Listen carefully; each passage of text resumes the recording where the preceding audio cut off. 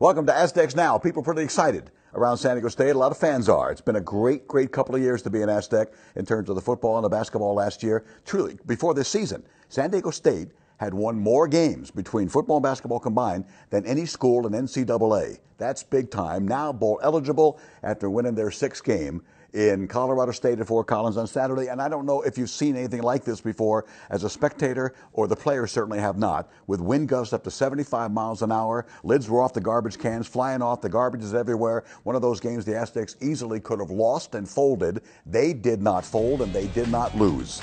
In the first quarter, they're down 7-0 already. Ryan Lindley, with all that wind, he was absolutely fantastic. He finds number 7, Austin Amulo, for a touchdown. Now watch the ensuing extra point. They drop the snap.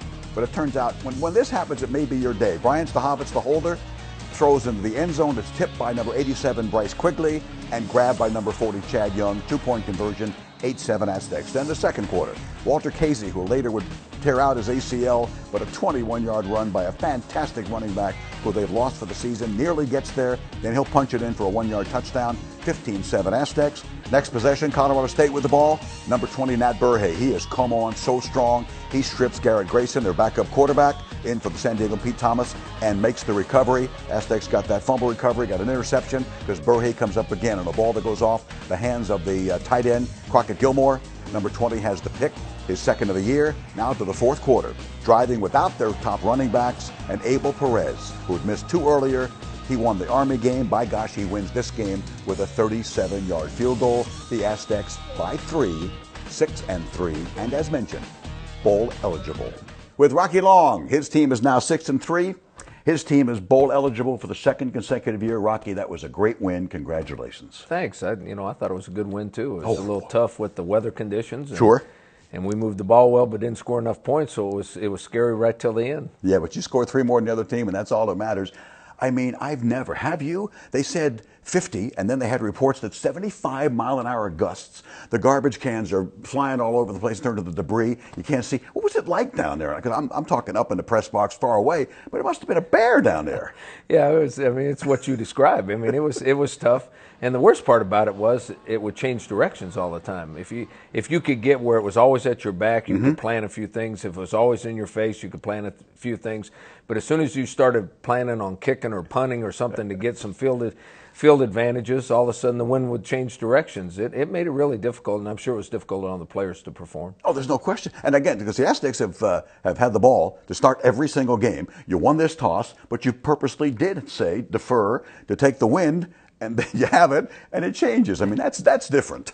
Yeah, well, I mean, that's the smart thing to do. I think sure. that rain doesn't make a difference in a game, snow doesn't make a difference in a game, cold weather doesn't make a difference, but wind makes a huge difference in a game. It was amazing. And I thought, despite the wind, and I know maybe the drive just before halftime, you had 1st and goal at the 6, and Ryan kind of maybe put a little extra on it, and the ball sailed on him into the wind, and he had a couple of overthrows. But I thought overall, though they didn't catch them all, that he was, for that weather condition, I thought Ryan was on the money. I thought that was Ryan's best game of the year. I believe it.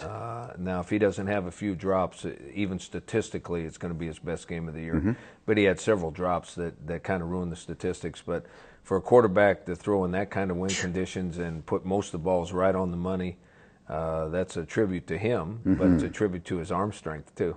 You know, it's amazing to me because I for a long time, and I speak for Aztec fans, who always saw that last drive by the other team going down the field, and that woulda, coulda, shoulda, Aztecs coulda won, shoulda won, didn't win because people didn't make plays. But your defense, Rocky, whether it's Burhay or Jerome Long or Miles Burris, late in these games, including this game, man, those guys are tough, and they made the plays.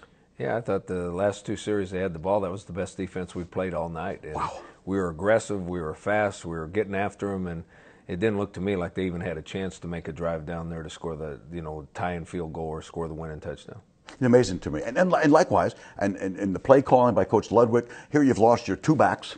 You've got no Ronnie Hillman, no Casey, and you've got to march yourself to get down there to get the field goal. And Abel comes up incredibly big, which was great for him and great for the team. But I thought that drive, I mean, just to get it done with a freshman running back, that was one of the most amazing things I've seen of the year. Yeah, that drive was special. I mean, that shows you the offensive line wanted to run the ball, and they made some holes for Adam Uema, and everybody got to see him for the second time. I guess he played the week before. But I thought he did a nice job of running and holding on to the football, and then Ryan made a couple of nice throws in there.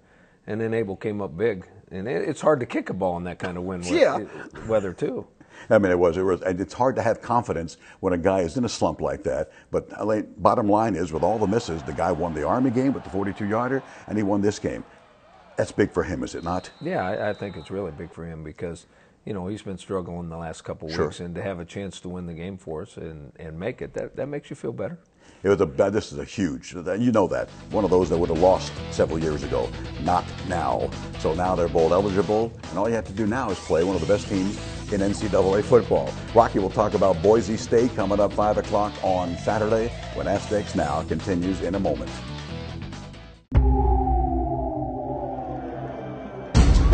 So here's Hillman.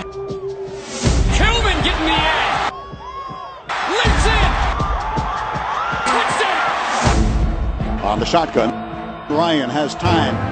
Can he find somebody? Oh, one-hand grab! Gavin Escobar, touchdown Aztecs!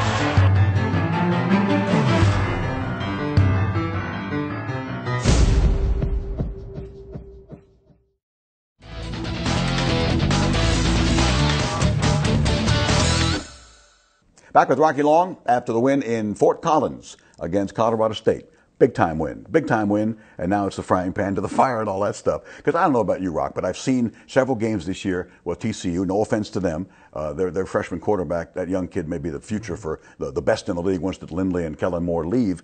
But I thought, and still do, that Boise State is better than TCU. You? I think Boise's the better team. I think that was a great game after watching it on film. Mm-hmm. What a great football game! Two really good football teams getting after each other and it coming right down to the end. That's a great football game. I'm sure Boise State's upset they didn't win. Sure. But TCU really played well, but Boise played well too. Great game. Well, that's what you need. Yeah, TCU lost before they came here. They were ticked off. Now, Boise State in a similar situation. I mean, that's just, what are you going to do? You got to play the game, and you will. And it will be big. I mean, in terms of the atmosphere, this is going to be like 50,000 plus people without sky shows. I mean, just for football, it's going to be a great atmosphere. Oh, I think so too. I mean, I think everybody wants to see how good Boise is, and Boise is a great football team. So we have our work cut out for us, and we'll do the best we can to prepare this week and show up and see what we can do. Rocky, give me a scouting report on because again, it was Ryan Lindley, it was other guys, and then suddenly here comes Boise State into the conference, and here comes Kellen Moore. Tell me about this guy. Well, I think he's one of the best quarterbacks in the country. I think he deserves the Heisman Trophy. I think he has performed at a high level for many, many years. Because it's Boise and maybe they don't get the national exposure that someone at USC would get. He's probably a long shot to win it, but I think he's the Heisman Trophy winner, should be the Heisman Trophy winner. What about, and again, about his offense in terms of what fans can expect, what they run, what they do, and what you got to do to stop this? Well, first of all, they do everything. I mean, you see some pro stuff with two backs and a tight end, two backs and two tight ends. You see a few of those things in there. You see a lot of spread type stuff. Kellen's not really a spread quarterback, but they run spread formations. He's got great touch on the ball. He puts the ball in their hands almost every single time. Their team has a lot of playmakers, and he's able to get the ball to a lot of playmakers. And if you're not playing them, they're really fun to watch. And interesting because there's so much focus on him and the offense and the skill people. Their defense doesn't get talked about much. Where do they rank in terms of what you've seen? I agree with you. It's kind of a bad deal for their defense because their offense is so good. They get all the publicity, but their defense is just as good. They just don't get the recognition their offense does. But for them to win all those games and be that successful year after year after year, guess what? You have to play defense. And they're really good on defense. Very talented, a bunch of playmakers on defense too. Injury situation. We're fairly early in the week as we sit here, but in terms of on defense, J.J. Artelli went down, and Walter Casey, Ronnie Hillman. Coach, update these guys in terms of what any change in what your initial prognosis was. Well, J.J. dislocated his elbow, and now he wants to play. He's a senior, wants to play really bad, so they're going to try to outfit him with a brace on his elbow and see if he can play with that. I don't know if that'll work or not. I hope it does for his sake and our sake because he's tough for a defensive lineman, wouldn't it be? I would think it'd be really tough, but I appreciate him wanting to, and I hope it works because I'd love to see him play. Walter Casey's out for the year. He's got a torn ACL and probably will get operated on as soon as the swelling in his knee goes down. Ronnie Hillman has an ankle sprain. He didn't practice on Sunday. We expect him to practice on Tuesday. Hopefully he's going to be all right for the game. We've got Nick Embernati coming back that missed the game because of concussion. Khalid Stevens is coming back that missed 2 games because of concussion. So we're gaining a couple, but we're losing a couple real playmakers on our team. Boy, big time. This bowl eligibility thing, it's not a small thing. I know there's a lot of bowl games, but most teams don't go to even as many as there are. Personally, and in terms of your first year at San Diego State, you've had the best record of any first-year coach in forever, a very, very long time. Not just congratulations, Rocky, but you feel good about this? You have to feel good. I know you could have won that one, you could have won that one, that kind of thing. It's a woulda, coulda, shoulda, but you have to feel good about where you are, right? Well, I mean, one of the goals you have going into the season is to become bowl eligible. Heck yeah. And we've done it with 3 games left to play, and that's quite an accomplishment. Now, the way things are shaking out, though, I think we better win another 1 or 2 in order to make sure we're in a bowl game, because I've been around teams that were 6-6 and didn't get to go to bowl games. True. But to be bowl eligible at this time, when you consider the history over the last few years in football around here, is a big deal. And like I mentioned, and not making excuses, but you lose your wide receivers you thought were going to be there, and you've had other injuries like everybody else has had. But in terms of having to overcome things and traveling to the East Coast against Army and all these things, overall that is, I mean, a really big accomplishment. And these guys, I thought, especially in this kind of game, where they could have folded, they've had a toughness that really, I think, has carried them, is it not? Yeah, I think what we did at Army, where we saved the game there, we didn't play very well and saved the game there.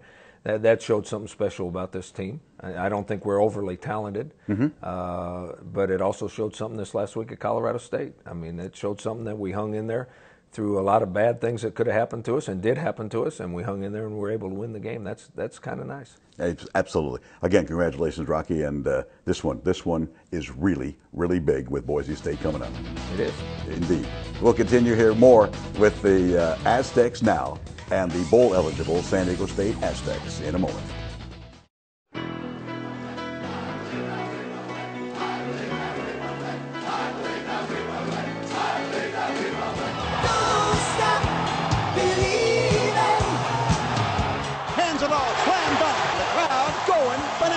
Rayhan baseline for 3, got it! Here come the Aztecs. Alley-oop to Jamal Franklin. Slam dunk. Don't stop believing.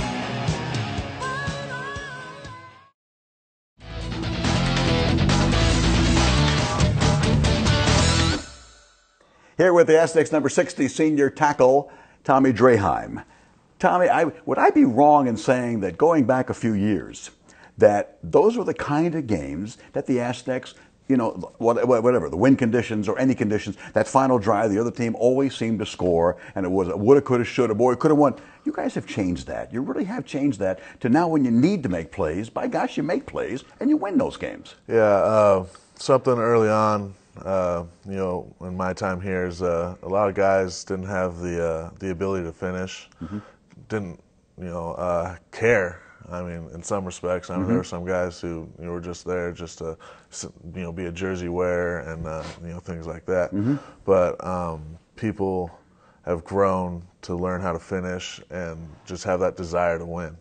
And where does that come from? Does that come in the weight room right off to our side here? Does it come from in here? Does it come from coaches making you tougher? I think you can yell and scream and rant and rave, and you guys know that. You tune that out. That's not going to make you tougher because a coach, you know, wants to be Vince Lombardi and channel him and scream and yell. Where does that come from?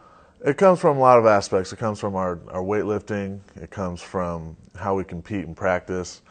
It builds the desire to try to win at everything you do, regardless if it's, you know, out benching somebody in the weight room, being faster than somebody on the field, or, you know, anything like that. Just building mental toughness was a huge aspect ever since the Hoke days, and you know, something that we as seniors are trying to, you know, instill into the younger guys. Yeah, man. This game, speaking of this game, I don't know if you've ever played in conditions like that, because that's insane. You know, that's just, the wind was mind-boggling. I've never seen anything like it. There was so much stuff blowing. I don't see how you could actually even play, because I could barely see the field from up in the broadcast booth. Yeah, it was something new even for me. I've never played in wind conditions like that.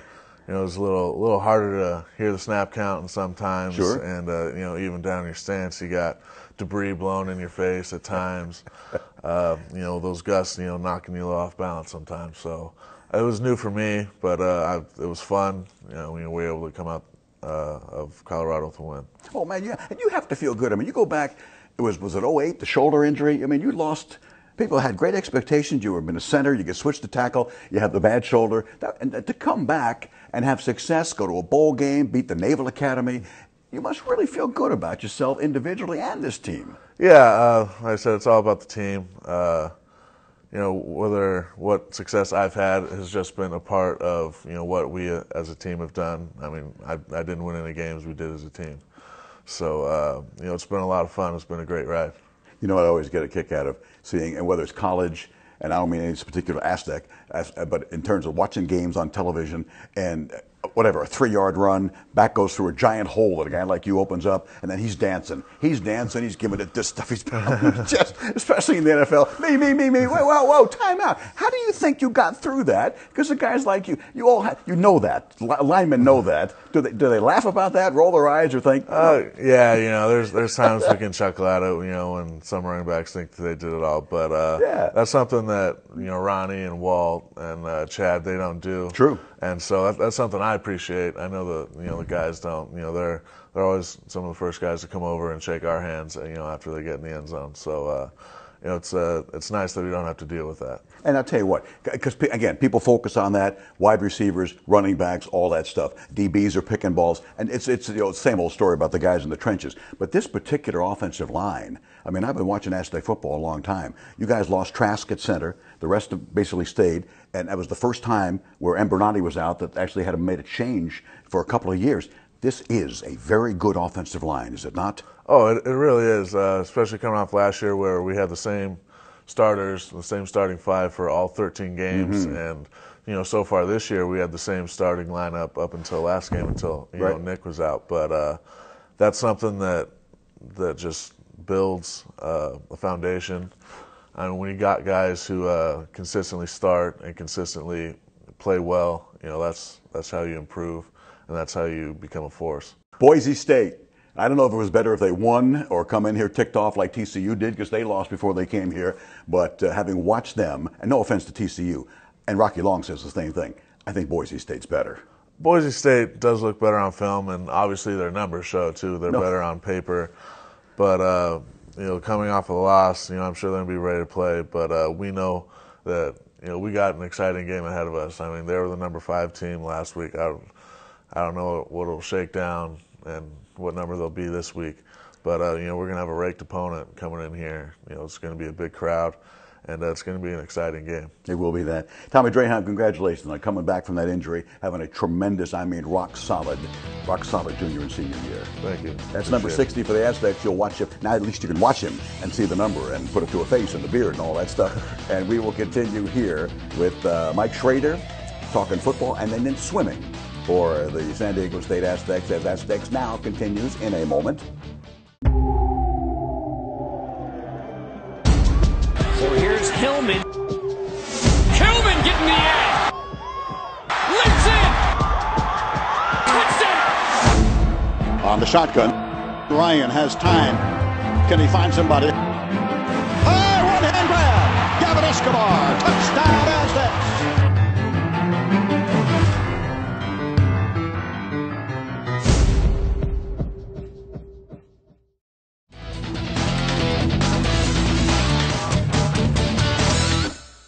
Segueing from football to one of the really additional other, it's not just football and basketball that have been successful here. Mike Schrader, he won't say that, but I will.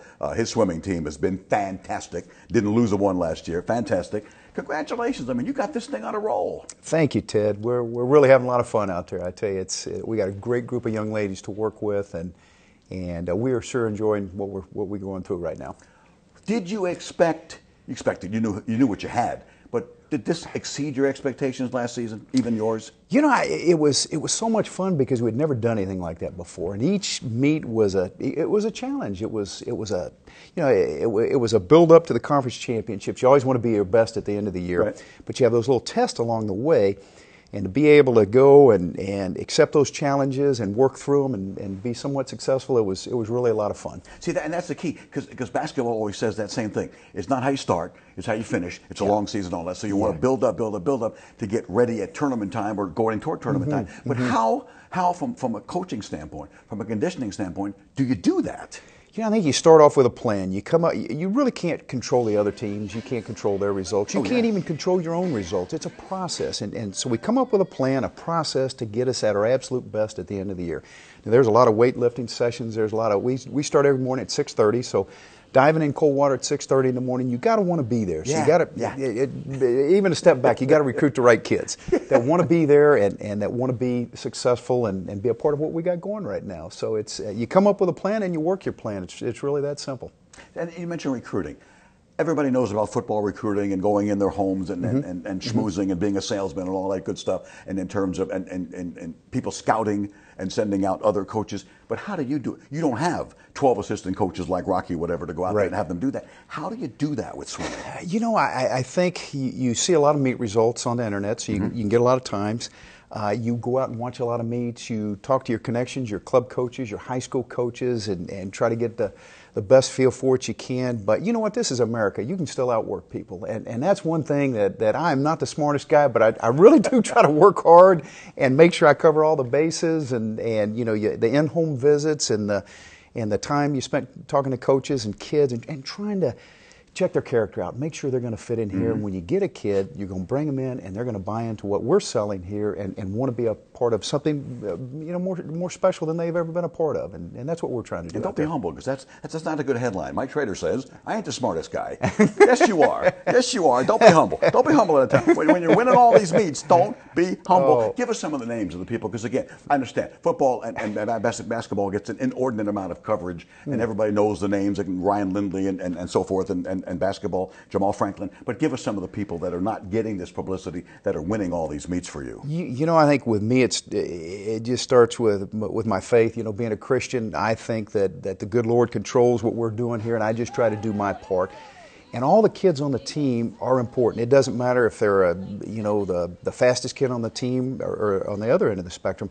It's a family. We really try to have a family atmosphere. And if I had to give you some names, I would give you our captain. Shannon Bray's been with us for 4 years, just done a phenomenal job for us. Caitlin Weddle, All-American last year. She just had surgery on her ear, so she's out of the water for a while, so we're hoping to get her back. Stephanie Coach has done a great job for us. Mel Garibaldi, those are our swimming captains. And on the diving side, Ina L. and Kristen Meyer. And so those 6 young ladies are the leaders of our team, and they've really brought the level of our team up. They work hard every day, and they do the process correctly. And I think if you do the process correctly, the fun thing is waiting for the results and seeing where you can be at the end. It's awesome. Awesome. You have the Long Beach Invitational coming up. Coming up, absolutely. Tough competition? Yeah, we got, some of the best teams in the country. Defending NCAA champion Cal Berkeley will be there. Stanford will be there, who won the meet last year.